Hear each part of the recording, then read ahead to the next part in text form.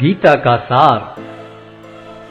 संजय ने कहा, करुणा से व्याप्त शोकयुक्त अश्रुपूरित नेत्रों वाले अर्जुन को देखकर मधुसूदन कृष्ण ने ये शब्द कहे। श्री भगवान ने कहा, हे अर्जुन, तुम्हारे मन में यह कलमश आया कैसे? यह उस मनुष्य के लिए तनुक भी अनुकूल नहीं है जो जीवन के मूल्य को जानता हो। इससे उच्च लोक की नहीं अपितु अपयश की प्राप्ति होती है। हे प्रतापुत्र, इस हीन नपुंसकता को प्राप्त मत हो, यह तुम्हें शोभा नहीं देती। हे शत्रुओं के दमन करता, हृदय की शुद्ध दुर्बलता को त्याग कर युद्ध के लिए खड़े हो। अर्जुन ने कहा, हे शत्रुहंता, हे मधुसूदन, मैं युद्ध भूमि में किस तरह भीष्म तथा द्रोण जैसे पूजनीय व्यक्तियों पर उलटकर बाण चलाऊंगा? ऐसे महापुरुषों को जो मेरे गुरु हैं, उन्हें मारकर जीने की अपेक्षा इस संसार में भीख मांगकर खाना अच्छा है। भले ही वे सांसारिक लाभ के इच्छुक हों, किंतु हैं तो गुरुजन ही। यदि उनका वध होता है तो हमारे द्वारा भोग्य प्रत्येक वस्तु उनके रक्त से सनी होगी। हम यह भी नहीं जानते कि हमारे लिए क्या श्रेष्ठ है, उनको जीतना या उनके द्वारा जीते जाना। यदि हम धृतराष्ट्र के पुत्रों का वध कर देते हैं तो हमें जीवित रहने की आवश्यकता नहीं है, फिर भी वे युद्ध भूमि में हमारे समक्ष खड़े हैं। अब मैं अपनी कृपण दुर्बलता के कारण अपना कर्तव्य भूल गया हूँ और सारा धैर्य खो चुका हूँ। ऐसी अवस्था में मैं आपसे पूछ रहा हूँ कि जो मेरे लिए श्रेयस्कर हो उससे निश्चित रूप से बताएं। अब मैं आपका शिष्य हूँ और आपका शरणागत हूँ, कृपया मुझे उपदेश दें। मुझे ऐसा कोई साधन नहीं दिखता जो मेरी इंद्रियों को सुखाने वाले इस शोक को दूर कर सके। स्वर्ग पर देवताओं के अधिपत्य की तरह इस धन धान्य संपन्न सारी पृथ्वी पर निष्कंटक राज्य प्राप्त करके भी मैं इस शोक को दूर नहीं कर सकूंगा। संजय ने कहा, इस प्रकार कहने के बाद शत्रुओं का दमन करने वाला अर्जुन कृष्ण से बोला, हे गोविंद, मैं युद्ध नहीं करूंगा, और चुप हो गया। हे भरतवंशी धृतराष्ट्र, उस समय दोनों सेनाओं के मध्य शोकमग्न अर्जुन से कृष्ण ने मानो हंसते हुए ये शब्द कहे। श्री भगवान ने कहा, तुम पांडित्यपूर्ण वचन करते हुए उनके लिए शोक कर रहे हो जो शोक करने योग्य नहीं हैं। जो विद्वान होते हैं वे न तो जीवित के लिए न ही मृत के लिए शोक करते हैं। ऐसा कभी नहीं हुआ कि मैं न रहा हूं या तुम न रहे हो, अथवा ये समस्त राजा न रहे हों, और न ऐसा है कि भविष्य में हम लोग नहीं रहेंगे। जिस प्रकार शरीरधारी आत्मा इस शरीर में बाल्यावस्था से तरुणावस्था में और फिर वृद्धावस्था में निरंतर अग्रसर होता रहता है, उसी प्रकार मृत्यु होने पर आत्मा दूसरे शरीर में चला जाता है। धीर व्यक्ति ऐसे परिवर्तन से मोह को प्राप्त नहीं होता।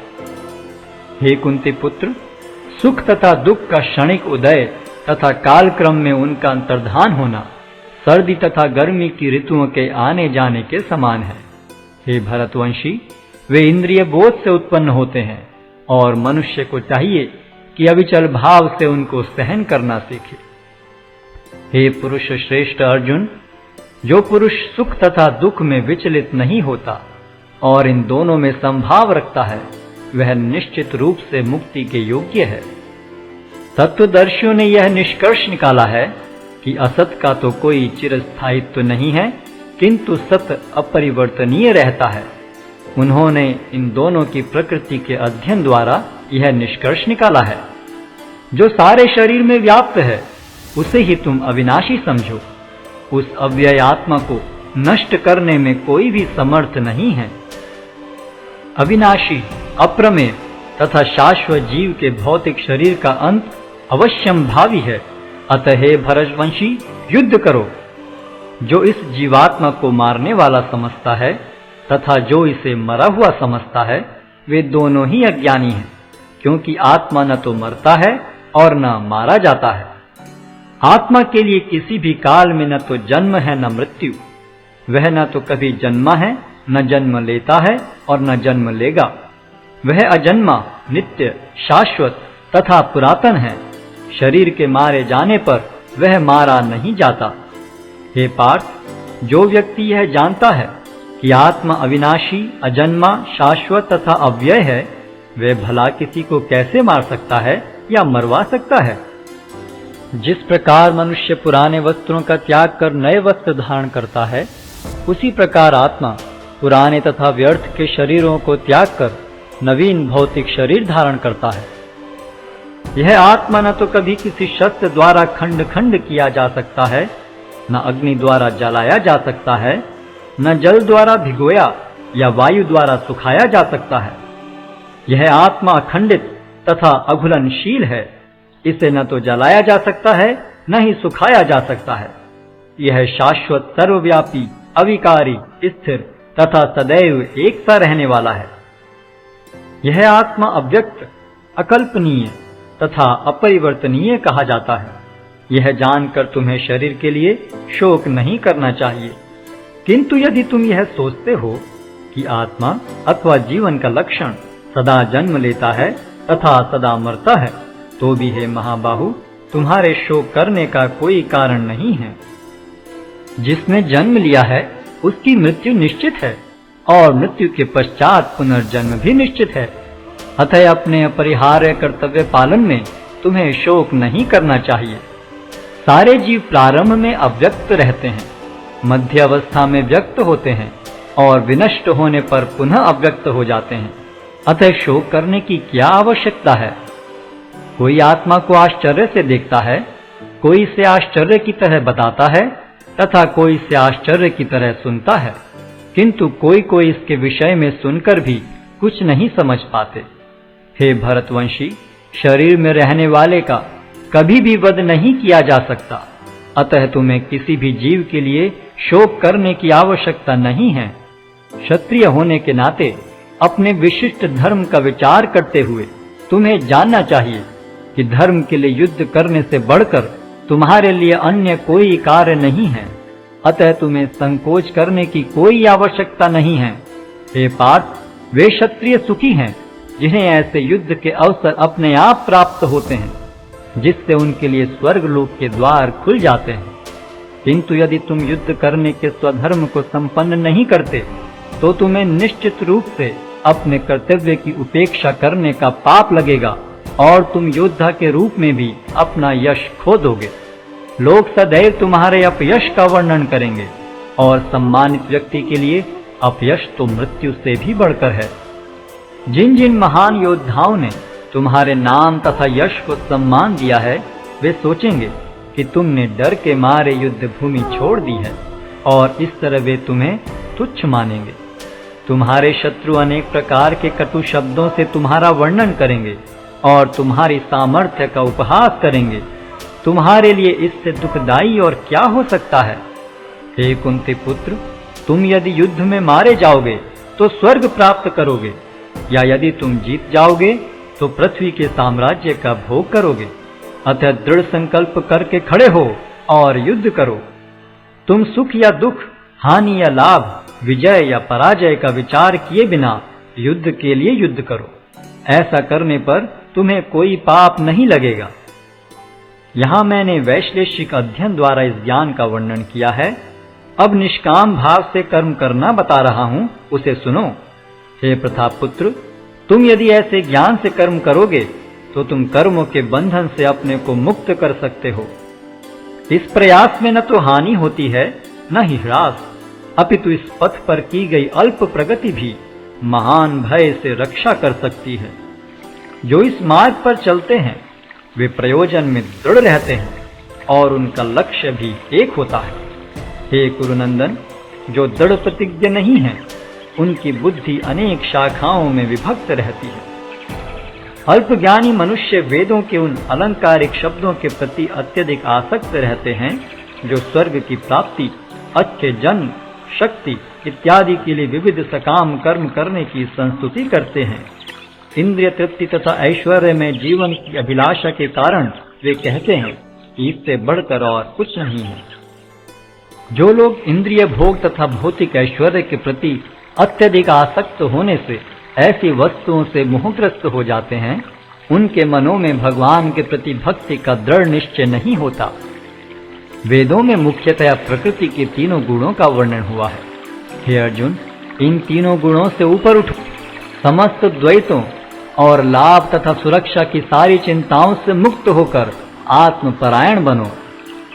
एक छोटे से कूप का सारा कार्य एक विशाल जलाशय से तुरंत पूरा हो जाता है। इसी प्रकार वेदों के आंतरिक तात्पर्य जानने वाले को उनके सारे प्रयोजन सिद्ध हो जाते हैं। तुम्हें अपना कर्म करने का अधिकार है, किंतु कर्म के फलों के तुम अधिकारी नहीं हो। तुम न तो कभी अपने आप को अपने कर्मों के फलों का कारण मानो, न ही कर्म न करने में कभी आसक्त हो। हे अर्जुन, जय अथवा पराजय की समस्त आसक्ति त्याग कर समभाव से अपना कर्म करो, ऐसी समता योग कहलाती है। हे धनंजय, भक्ति के द्वारा समस्त गर्हित कर्मों से दूर रहो और उसी भाव से भगवान की शरण ग्रहण करो। जो व्यक्ति अपने सकाम कर्म फलों को भोगना चाहते हैं वे कृपण हैं। भक्ति में संलग्न मनुष्य इस जीवन में ही अच्छे तथा बुरे कार्यों से अपने को मुक्त कर लेता है। अतः योग के लिए प्रयत्न करो, क्योंकि सारा कार्य कौशल यही है। इस तरह भगवत भक्ति में लगे रहकर बड़े बड़े ऋषि, मुनि अथवा भक्तगण अपने आप को इस भौतिक संसार में कर्म के फलों से मुक्त कर लेते हैं। इस प्रकार वे जन्म मृत्यु के चक्र से छूट जाते हैं और भगवान के पास जाकर उस अवस्था को प्राप्त करते हैं जो समस्त दुखों से परे है। जब तुम्हारी बुद्धि मोह रूपी सघन वन को पार कर जाएगी तो तुम सुने हुए तथा सुनने योग्य सब के प्रति अन्य मनस्क हो जाओगे। जब तुम्हारा मन वेदों की अलंकारमयी भाषा से विचलित न हो और वह आत्म साक्षात्कार की समाधि में स्थिर हो जाए, तब तुम्हें दिव्य चेतना प्राप्त हो जाएगी। अर्जुन ने कहा, हे कृष्ण, अध्यात्म में लीन चेतना वाले व्यक्ति के क्या लक्षण हैं? वह कैसे बोलता है तथा उसकी भाषा क्या है? वह किस तरह बैठता और चलता है? श्री भगवान ने कहा, हे पार्थ, जब मनुष्य मनोधर्म से उत्पन्न होने वाली इंद्रिय तृप्ति की समस्त कामनाओं का परित्याग कर देता है और जब इस तरह से विशुद्ध हुआ उसका मन आत्मा में संतोष प्राप्त करता है, तो वह विशुद्ध दिव्य चेतना को प्राप्त स्थित प्रज्ञ कहा जाता है, जो त्रय तापों के होने पर भी मन में विचलित नहीं होता अथवा सुख में प्रसन्न नहीं होता और जो आसक्ति, भय तथा क्रोध से मुक्त है, वह स्थिर मन वाला मुनि कहलाता है। इस भौतिक जगत में जो व्यक्ति न तो शुभ की प्राप्ति से हर्षित होता है और न अशुभ के प्राप्त होने पर उससे घृणा करता है, वह पूर्ण ज्ञान में स्थिर होता है। जिस प्रकार कछुआ अपने अंगों को संकुचित करके खोल के भीतर कर लेता है, उसी तरह जो मनुष्य अपनी इंद्रियों को इंद्रिय विषयों से खींच लेता है, वह पूर्ण चेतना में दृढ़ता पूर्वक स्थिर होता है। देहधारी जीव इंद्रिय भोग से भले ही निवृत्त हो जाए, पर उसमें इंद्रिय भोगों की इच्छा बनी रहती है। लेकिन उत्तम रस के अनुभव होने से ऐसे कार्यों को बंद करने पर वह भक्ति में स्थिर हो जाता है। हे अर्जुन, इंद्रियां इतनी प्रबल तथा वेगवान हैं कि वे उस विवेकी पुरुष के मन को भी बलपूर्वक हर लेती हैं जो उन्हें वश में करने का प्रयत्न करता है। जो इंद्रियों को पूर्णतया वश में रखते हुए इंद्रिय संयम करता है और अपनी चेतना को मुझ में स्थिर कर देता है, वह मनुष्य स्थिर बुद्धि कहलाता है। इंद्रिय विषयों का चिंतन करते हुए मनुष्य की उनमें आसक्ति उत्पन्न हो जाती है और ऐसी आसक्ति से काम उत्पन्न होता है और फिर काम से क्रोध प्रकट होता है। क्रोध से पूर्ण मोह उत्पन्न होता है और मोह से स्मरण शक्ति का विभ्रम हो जाता है। जब स्मरण शक्ति भ्रमित हो जाती है तो बुद्धि नष्ट हो जाती है और बुद्धि नष्ट होने पर मनुष्य भवकूप में पुनः गिर जाता है।